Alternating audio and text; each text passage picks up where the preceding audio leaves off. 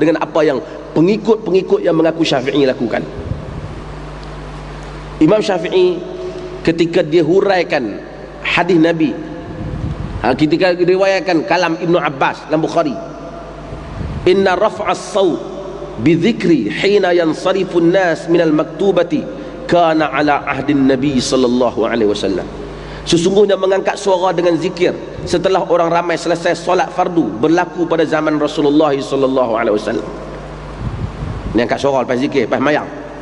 Apa kata Imam Syafi'i? Tengok dan kita al-um, wa akhtarul imami wal ma'mum an yadhkarullah ba'da insirafi min as-salati wa yukhfiyan adh-dhikra illa an yakuna imaman yuhibbu an yata'allama minhu fayajhar hatta yura annahu qad tu'allim minhu summa yusir.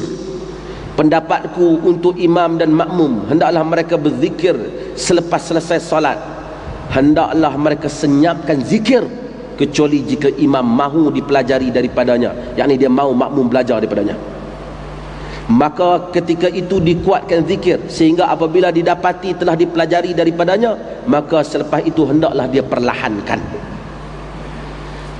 Kalau kita zikir kuat di Malaysia, dia akan kata itu bid'ah hasanah. Imam Syafi'i yang mengeluarkan perkataan bid'ah mahmudah, tak masukkan ini dalam bid'ah mahmudah. Bahkan dia sokong supaya senyapkan. Tengok apa kata dia. Saya baca terus terjemahan dia, muka surat 27. Aku berpendapat baginda menguatkan zikir hanya untuk seketika, untuk orang ramai mempelajarinya daripada baginda.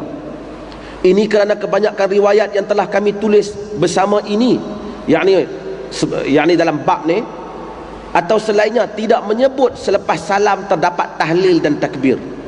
Kadangkala riwayat menyebut baginda berzikir selepas solat seperti yang aku nyatakan. Kadangkala disebut baginda pergi tanpa zikir. Ummu Salamah pula menyebut duduknya baginda selepas solat, tetapi tidak menyebut baginda berzikir secara kuat. Aku berpendapat baginda tidak duduk melainkan untuk berzikir secara tidak kuat.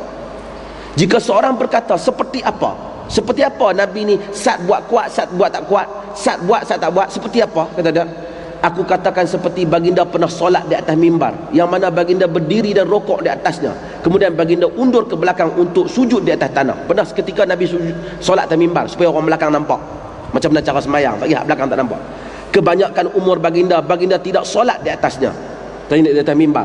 Akan tetapi aku berpendapat baginda mahu sesiapa yang jauh, yang tidak melihat baginda, dapat mengetahui bagaimana berdiri dalam solat, rokok dan bangun dari rokok. Baginda ingin mengajar mereka keluasan dalam itu semua. Aku suka sekiranya imam berzikir nama Allah di tempat duduknya sedikit dengan kadar yang seketika selepas kaum wanita pergi. Ini seperti apa yang Ummu Salamah katakan. Kemudian imam boleh bangun. Jika dia bangun sebelum itu atau duduk lebih lama dari itu, tidak mengapa. Makmum pula boleh pergi setelah imam selesai memberi salam, sebelum imam bangun. Jika dia lewatkan sehingga imam pergi atau bersama imam, itu lebih aku suka untuknya. Tuan-tuan tengok, tak sama dengan hak kita buat. Imam Syafi'i tak sama. Patut-patut Imam Syafi'i kata, apa salahnya zikir ramai-ramai kuat-kuat, itulah bid'ah hasanah. Dia tak kata. Dan tuan-tuan, seorang lagi imam, Al-Izz Abdul Salam. Tuan-tuan tengok muka surat 30. Al-Izz Abdul Salam lagi canggih, bahagikan bid'ah pada 5. Bid'ah wajib, bid'ah haram, bid'ah sunat, bid'ah makruh, bid'ah yang diharuskan. Kalau kita pergi daripada mereka ni tak tahu. Ulama-ulama ni bahagi bid'ah 5 benda. Mereka boleh satu kat mereka. Kita kata dah, alhamdulillah, kita baca dah mereka bagi tu. Pasal apa yang dia bagi banyak sangat? Dia bagi banyak sangat pasal, tuan-tuan tengok muka surat 31. Dia sendiri sebut bid'ah tu apa dia? Al-Izz Abdul Salam kata bid'ah tu ialah perbuatan yang tidak ada pada zaman Rasul. Kalau dia buat takrif dia macam tu, memanglah banyak. Jadi dia kena bahagi banyak. Kalau dia buat takrif dia macam Imam Syatibi tadi, tak boleh banyak lah. Benda yang menyerupai syariah, yang disandar kepada agama, yang ni dia kata apa hak tak berlaku pada zaman Nabi, bid'ah. Itu takrif dia. Kalau dia buat takrif macam tu, memang dia nak kena bahagi banyak. Pasal ada benda hak Nabi tak buat memang banyak lah. Reta pun Nabi tak buat. Jadi sebab tu dia bahagi 5. Maka dengan itu kita tengok apa kata dia. Cuba kita tengok muka surat 32. Bagi bid'ah wajib itu beberapa contoh. Salah satu daripadanya ialah menyibukkan diri dengan ilmu nahwu yang dengannya dipahami kitab Allah dan kalam Rasulullah. Ini kata Al-Iz Abdul Salam, antara bid'ah wajib ialah ilmu nahwu. Tuan-tuan, tadi kita dah baca dah kalam Imam Syatibi. Syatibi kata ilmu nahwu tak termasuk dalam bid'ah kerana ia tak termasuk dalam ta'rif ni. Jadi kita tahu Imam Al-Iz Abdul Salam yang bahagi 5 tu, dia masuk buat sekolah, dia kata tu bid'ah hasanah, bid'ah wajib. Kita kata buat sekolah ni tak bid'ah lah, benda tu disunatkan daripada awal lagi lah. Tapi oleh kerana ta'rif Imam Al-Iz Abdul Salam tu, apa yang Nabi tak buat kita namakan bid'ah, kita pecah pada 5, kata dia. Sebab tu yang pecah 5. Bukan bererti Al-Iz Abdul Salam pi kata hak kita duk buat lah ni tu bid'ah hasanah. Dia tak kata. Dia merujuk kepada benda lain.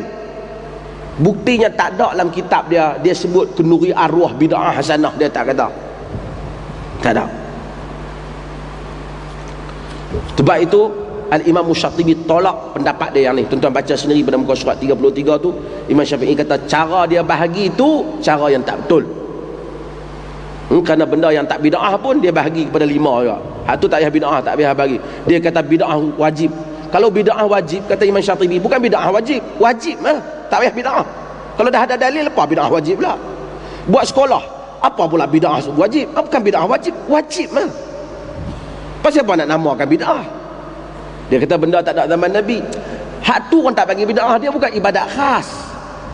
Tapi oleh kerana Al-Iz Abdul Salam nak buat 5 juga, dia buat 5, dia bahagi benda-benda yang tak termasuk. Tapi tak apalah, rahimahullah. Tengok Imam Nawawi. Imam Nawawi ni orang Malaysia kenal dah. Imam Nawawi tiru Al-Iz Abdul Salam, dia bahagi pada 5. Dalam kitab dia Tahdzibul Asma' wal Lughat, dia bahagi pada 5 juga.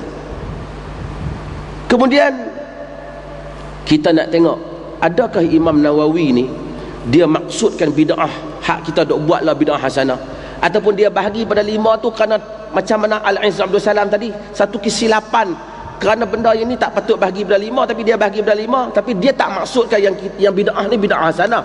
Cuma dia kata sekolah bid'ah hasanah, kita ceramah bid'ah hasanah, kita kata yang tu tak bid'ah langsung, dia kata bid'ah hasanah, yang tu tak kena mengenang ibadah.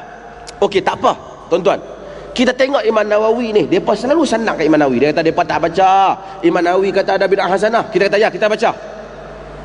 Tapi kita nak tanya, di dalam kitab Al-Azkar, Imam Nawawi menganggap bid'ah mungkar yang dikeji. Orang pada zaman dia, pada malam yang ke-7 baca surah Al-An'am bagi habis semasa sembahyang tarawih. Dia kata bid'ah. Kalau kita ikut, pasal apa nak bid'ah? Baca surah dalam sembahyang memang disuruh. Betul tak? Baca kitab An-Nawawi Al-Azkar. Tapi Imam Nawawi kata kerana dia telah menentukan mesti surah Al-An'am. Padahal kalau kita lah, kita akan kata Allah bid'ah pun tapi bid'ah hasanah, baca surah tu baik, tak apalah dia baca malam ke-7.